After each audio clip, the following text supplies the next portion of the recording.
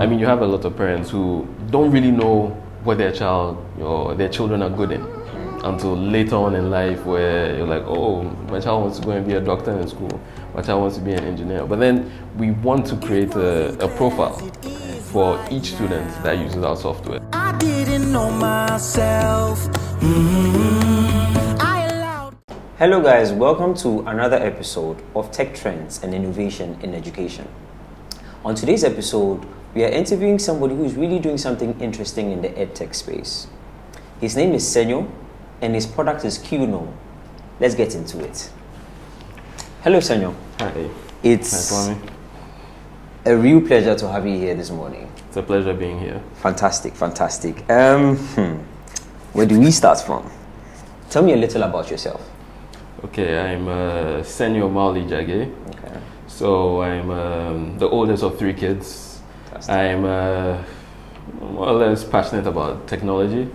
So, you know, it was one thing I'd always wanted to do, especially coming back into Ghana and then seeing how the educational space was.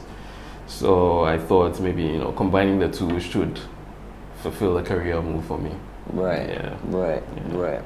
I'm hearing you being interested in technology. Yeah. How did you connect it to education that led to what we have now as your product? Okay, so I think you know, the passion for technology was always there, but then where to put that technology, I mean, the solution, which industry and other things I was thinking about. You know, at the point, finance, fintech was the main thing. Yes. Then you'd go to the next one, which would have been health tech and other things. So there was no one really into the educational space, you know. So I always thought, you know, coming back, going through the process, which was, you know, the private schools in Ghana, how we learned and other things, I always felt, you know, it's an industry where there could be a lot of change. There's potential for so many things to, you know, be done. But then there weren't too many solutions. So I was like, okay, if we couldn't really get into finance, health, education presents a very good opportunity for myself and then my founders.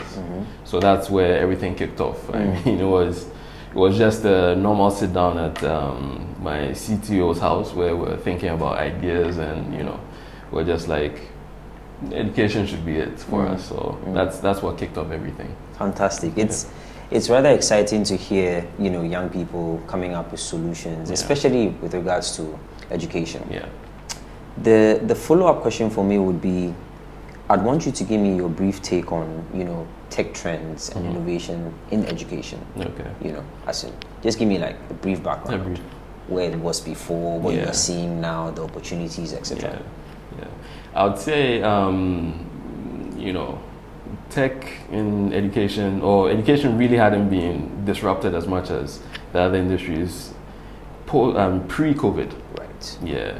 I mean, you'd find a few, you know, solutions here and there, maybe looking at translating what is inside the books into, you know, a digital solution. But then there was nothing that was too interactive, where you'd have, you know, a student giving and then, you know, the solution giving back, you know. So it wasn't too interactive. So I think it was slower in those days. But then coming into COVID, you see a lot of people trying to find solutions where a lot of schools were like, how do we teach our kids now? You know, Exactly. So you'd have some who are actually using WhatsApp to share, you know, assignments. You'd have some who are using foreign solutions, you know, and then maybe we, the local companies who are trying to, you know, get to the system, you'd be brushed aside. But I mean, we were there, you understand. But then through COVID, you'd see, okay, you know, what is specific to what my child is doing in school. Exactly. You understand? So then that's where some of the digital, you know, solutions, the tech companies or the edtech companies became more useful, where we actually are doing something for the Ghana market, you know. So then you'd see some adoption. I'll be honest with you. I think before COVID, it was very hard, you know, trying to get our solution out there. But then during COVID and then up to about 2021, you have that sort of visibility where people are looking at what can I use for my child? Exactly. What works for the GS curriculum? You know, things like that. So it's come a long way. It's come a long way from when we started 2016 to now. I think it's come a long way. And there's so much room for other people to come in and then, you know, collaborate with new solutions. There's so many things to do, and we haven't even scratched the the surface of it. Right. Honestly speaking, Right. yeah. Right. I think I agree with you 100% when you say that. You know, aside all the gloom and everything that came with COVID, COVID really served as a real catalyst.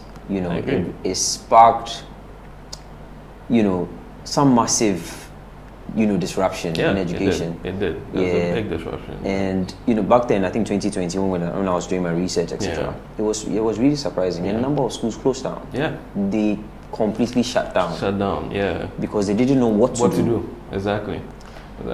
And it's I mean, like you said, it's interesting. Most of them were going to different sources. Yes. So you mentioned foreign platforms, etc. Yeah. And I know quite a few examples where they didn't even know how to use the platforms. True. And it was difficult. True. And so they stuck to the ones they know typically. So there was there was one Google platform. Yes, the Google Class. Yeah. The Google Class, yes, and then there was the WhatsApp. Yeah, the WhatsApp. And then there was Zoom. There was Zoom. Yeah, everybody was on Zoom. Everybody was on Zoom. And there was another Moodle. So Moodle was like open source, you know. So everybody signs onto that. You'd have a few schools putting their logos, and then you're customizing it to make it look like, you know, that's their e-learning platform. Yeah. So the Moodle would, so basically you're uploading your Word documents and other things, and then the kids would have to download and then print, you know. So it takes you back to where the parents had to you know, use money to print and other things. So things weren't really happening on the platform itself, you understand? So we always try and, you know, reduce that, where a parent would have to find a place to print, because not everybody has a printer at home. Exactly. You know? So even the WhatsApp, they'll send the assignments and the parent will have to go out, look for a place to print, bring it back. You know, bring it back, the kid does the thing, they'll have to upload it again. It was just too much. It was hectic. So you'd have a lot of parents who didn't really appreciate what Edtech could do because of the long process of everything. But then we always try to simplify the process, where if you're doing something, do it on the platform. You understand? So that was our thinking from the onset in 2016. You know, I mean, it's sad that COVID actually had to force people's hands, but then truly that's what it was. It's wow. Anyway, I like you mentioned something, and which I like very much. So it's basically local solutions to local problems. Exactly. Tell us about QKNOW, your tech solution. So QKNOW, which is a short form of quick knowledge. So I mean, a lot of people don't know that, you know, but then the full name is quick knowledge. So QKNOW is an data-driven software as a service platform, where we look at delivering education to, or quality education to the stakeholders, try and simplify the whole process. So we do that by leveraging on technology, internet, and other things like that. So the platform has several different smaller products within the platform itself. So aside that, I mean, we present books, articles, notes, polls, you know, quizzes. And recently we just launched our QKNOW video platform, where kids can stream, you know, educational videos, and then we also have a worksheet section as well. You know, kids would want to work offline sometimes. I know I complain about the downloading and things, but then you'd have some where the parents also complain about the data quite a bit. So I mean, you just hop on, download a worksheet, and then that's it. You do it, and then that's all. I mean, if you can, you can do that. But if you want to use the platform throughout, you can do that. So so we're data driven. And when I say data driven, it's because we allow. I mean, when the student comes online, they're basically taking the quizzes, and then we're storing their scores. You understand? So when we're storing the scores, we're basically trying to provide a learning history Right. for a child.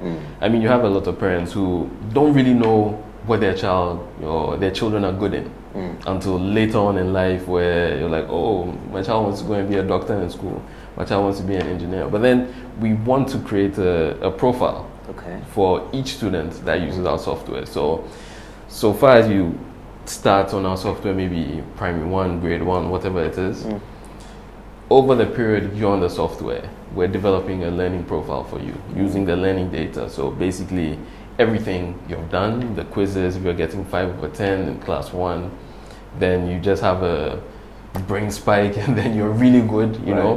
So we're tracking those, you know, those trends until when you're ready to take your BEC or anything. So at least you should know how the child should be faring when they're getting into the really, you know, intense period of their academic life. So that's the main thing of the data driven. So we store a lot of that information, share with the parents, share with teachers, you know, who are really interested in what their students are doing. So you could actually see the ones that are excelling and then the ones that actually need more attention, you know. That's one thing we choose to neglect. I mean, if a child is not pulling their weight in class, you'd feel, okay, maybe the child is not too smart or not too, but then that child might need just extra, you know, an extra push or extra attention. What is it? Is he failing in math? Is it science? Is it English? Is it everything all together? You know, the whole show. It's the whole show, you understand? So we'll be able to get you those figures. I mean, that data where it's valuable information for the child, you understand? So there's so many learning disabilities that we as a country tend to, you know, neglect. Like, you know, you have kids who are not too good at, you know, math and other things like that. So there are terms for these disabilities, you know. So if we could focus on these things where you prepare the child, I mean, the teacher, they don't really have too much time in the classroom, you understand? They don't have, I mean, you'd have a session for like 40 minutes. You can't really focus on each child. Everybody. I mean, luckily if your parents can afford it, you have extra classes and other things like that. But then if you don't, that means you're going to fail your way out of school, or, you know, you can't really progress, or then you're fed up with school because it's not really bringing you what you really want, you know, in terms of a career path. I mean, there's so many different careers that don't solely focus on maybe your basic education or your senior certificate or anything like that. But then if we can correct some things where at least we find the trends that you're not doing too well early, then we can solve some of these things, work with those stakeholders and then solve some of these issues. So the data is very key. I mean, data is the new oil if you think about it. So it can also be done in education as well. So we didn't want to forget about that at all. QKNOW is solid. It's solid. Thank you. I like how it pulls, you know, the main, if you like, stakeholders within the education sector. So it's the parents, the schools, and then the teachers. What do you specifically do for the schools? Okay. So for the schools, so QKNOW is a 3-tier platform. Okay. So then for the schools, what we do is that we have, they more or less have the overview or the God's eye, if you like. So basically, they control what the teachers are doing, and then they have access to what content is being put on the platform, how the teachers are also faring, and then every learning profile of the students, they have access to that. So I mean, when you sign up as a school, you have your own, you know, admin profile, the dashboard. All the students from be it KG to JHS3, they're all on there. And then you have the teachers, each teacher per class is also on there. So their profiles are there. So let's say if teacher Kwame is, you know, a math teacher, then you have his profile if he's teaching basic or primary 1, primary 4, you have all that there. And then how his class is doing, you know. So if on average his class are scoring 80, you know, he's doing something good, you understand?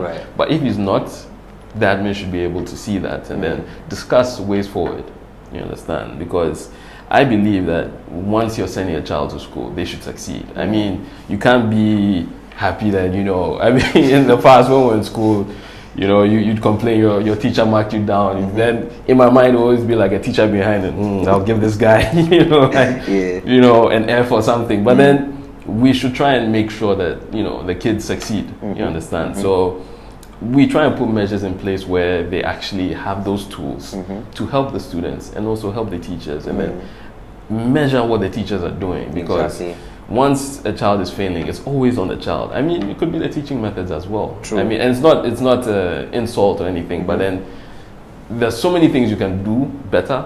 I mean, introduce entertainment into the class, teach math in a fun way, you understand? Just to get their attention and allow them to succeed. Because nobody wants a child who would, be failing and then you'd be spending so much money here and there. Yeah, I mean, they should succeed. So we all have to come together to ensure that they succeed. Yeah. Solid. It's solid stuff, really. Yeah. So based on what you said, I know the education space is very tough. Yeah. I mean, I agree with 100% when you say the decision makers who are, the R people can be very, can take their time when it comes to certain things, especially when it comes to technology. Yeah, exactly. Could you break down, in terms of your strategy to, combat your challenges? Yeah. Touch on that a bit. Something real, something that we know that's this actually helps. Yeah. So I think one thing is, in this space, I mean, it's a very serious space. I mean, you're trying to give knowledge to kids and other things. So you have to be a credible, company or a startup or, a person, so that, these decision makers believe in, what you're giving to the kids. Exactly. So we say that we can do this. So we have to prove that we can actually do what we're saying. So if it's taking a quiz that's going to be marked on its own, to be scored, to be tracking, all those things. I mean, we have to show that it works. Exactly. I mean, not just say it works and then go and sit somewhere, but we have to show that it works aside that. So, I mean, and aside that, you also have to look at people who are already in the space, you see. So we do a lot of social media marketing, so we have to work with, those who are prominent in that space already. So influencers, it could be, you ask them to collaborate on a project. So that happened a lot with our boxes, our learning and activity boxes, where we reached out to a few influencers and then had them also, market our stuff for us, or do a few videos here and there, so people know that this is something. Because I mean, you can be somewhere and then just put something out, but if nobody of a credible person or somebody who is prominent in our spaces are not using those products, it's just another thing. But then if you have people backing it, then you're more or less likely to get adoption. And that's where, we look at where we can use or leverage on these other things, where we're not doing it alone. Right. Then you can get people to market for you. But they also have to believe in what you're doing as well. Yeah, otherwise they won't adopt it. So it's on their word, because we've used them to get access to, their followers, their, clientele or whatever it is. But if we're not doing the right things, as we said we're doing, there won't be adoption at all, and then you have complaints. So credibility, social media marketing, it's necessary. That's solid. That's solid. And are you seeing progress in that regard? Yeah. So I think in December we did a Christmas activity box. Yeah. So I think we had a lot of inquiries. I mean, December is a very happy period. People are more or less likely to spend and stuff like that. So I mean, we position ourselves well during that period, where our following came up a bit in terms of numbers, people reaching out to purchase a box. It was a surprise, for their kids and other things. So I think we saw traction. And then aside that, I mean, going to the schools where we keep on having to go back, you don't get tired. You have to keep on going there, keep on going there until the person's like, yeah, let me just give this guy a chance. Let's see what he's actually bringing to the school. So when you have that going on, you see that they'll give you that space where they want to understand the product. If it works for the kids, the students, they also tell the parents that I believe this thing will work. Right. I think they're trying to do something that maybe we weren't doing in the school already. So let's give them a chance, and then we get traction from that. Yeah. So some sound strategy. So there's the credibility routes, and then there's the social media, and then there's influencer marketing. Exactly. Solid stuff. Exactly. Where do you see QKNOW in 5 years? I see us, scaling nationwide. Now we're focusing on students from like 5 years to about 15, so that's their JHS 3 and stuff.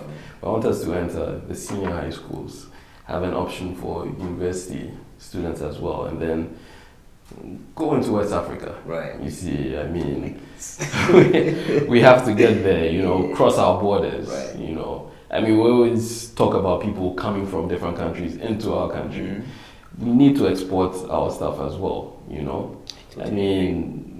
should believe in our own products, hold ourselves to, very high regard, and then also break the borders and then go out, see what problems we can solve in other countries as well. So I see us taking over Ghana, that being, no doubt about that, but then also breaking borders as well. Yeah, so I believe we can do it. I believe we can grow our team, and I believe we can do so much more in the educational space. Awesome. I've thoroughly enjoyed talking. Your product is amazing. Yeah, thank you. I see how it could easily scale. Yeah, thanks. Thanks. Quick one. Okay. For people out there who are looking to enter the EdTech space, what 3 things you'd like to pass on to them as they start this journey? 1, I think you should be innovative. Yeah, there's so many things you can use technology to solve in education. We're trying to do a lot in terms of the subjects. People focus on just one subject, making math easier. So you have to be innovative. You also have to look at collaborating. Right. We as a company want to collaborate with so many people. Our platform, we feel that could be basically the Netflix of education. In terms of videos, in terms of content, different types of content, we want to work with so many creators and other things like that. Give them a platform to also, put their work out there. So you have to collaborate, and then you have to be patient. You have to be patient. Yeah, patience, because there's so many no's. Yes. There's so many no's, but then when you get that first yes, it leads on to so many other things. So Edtech, it's one of the last to come into the space of, like when we consider disruption and other things, one of the last. But then if you're patient, if you're innovative, and if you would like to collaborate with so many other people, you could go very far. So those are 3 things, I think. Love it. I love the innovation, collaboration, and patience. Yeah. For all you folk out there who are looking to enter that space, those are gems to take note of. Yeah. It was absolutely awesome talking to you, Senyo. Really good. Where can we find you? Would like to hear your socials, and then a number we can contact. Okay. For the socials, that's the company socials, right? Yeah. So on Instagram, Facebook, Twitter, it's QKNOW. Okay, so yeah, QKNOW, so at QKNOW GH. So letter Q, and then no. KNOW GH. Okay. Yeah. Okay. So that's for all these things. For a number, you can take down 0269 015 908. Could you repeat that again? 0269 okay. 015 908. 908. Yeah. Okay. Yeah. So it was absolutely awesome talking to you. It was fun.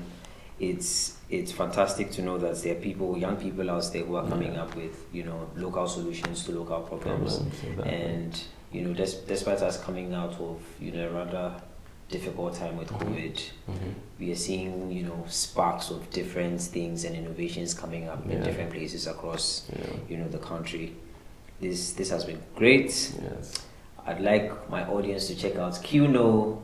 If you're a school head, a proprietress, facilitator, instructor, please check out QKNOW. If you're parents as well, kindly check out QKNOW. There's lots over there. There's a lot to take advantage of over there. This was fun. This was good. Until same time next episode, please stay safe, everyone.